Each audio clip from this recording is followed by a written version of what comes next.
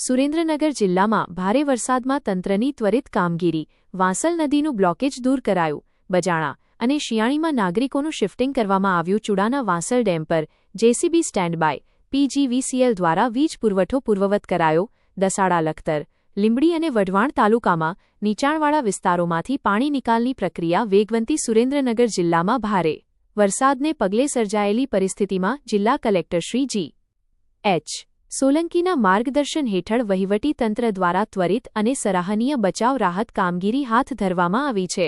જનજીવન સુચારૂ રહે અને નાગરિકોની જાનમાલની સુરક્ષા સુનિશ્ચિત થાય તે માટે વિવિધ તાલુકાઓમાં પાણીના નિકાલ, સ્થળાંતર તેમજ રસ્તાઓ ખુલ્લા કરવાની કામગીરી યુદ્ધના ધોરણે પૂરી કરવામાં આવી રહી છે. ભારે વરસાદના કારણે ચુડા ગામ સ્થિત વાંસલ ડેમ ઓવરફ્લો થતાં વાંસળ નદીમાં મોટા પ્રમાણમાં પાણીની આવક થઈ હતી.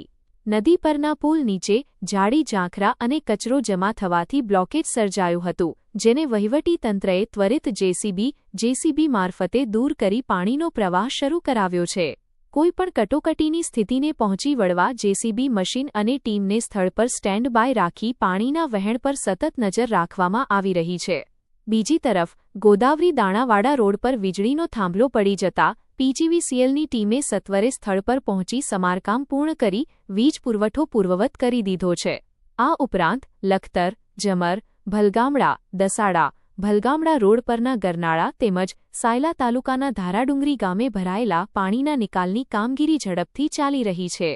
વઢવાણના ભડિયાદ ગામે તળાવ ઓવરફ્લો થતા અને ઝાંપોદડ ગામે તળાવ ભરાવાની શક્યતાને ધ્યાને રાખી તકેદારીના પગલાં લેવામાં આવ્યા છે.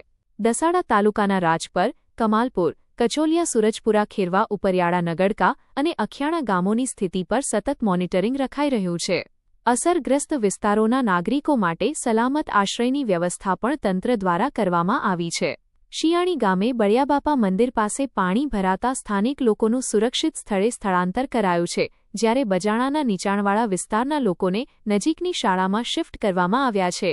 સમગ્ર જિલ્લા વહીવટીતંત્ર સતત એલર્ટ મોડ પર રહી રાહત બચાવ કામગીરી કરી રહ્યું છે. HX24 ન્યૂઝ ગુજરાતી સાથે મીનહાજ મલિક, સુરેન્દ્રનગર.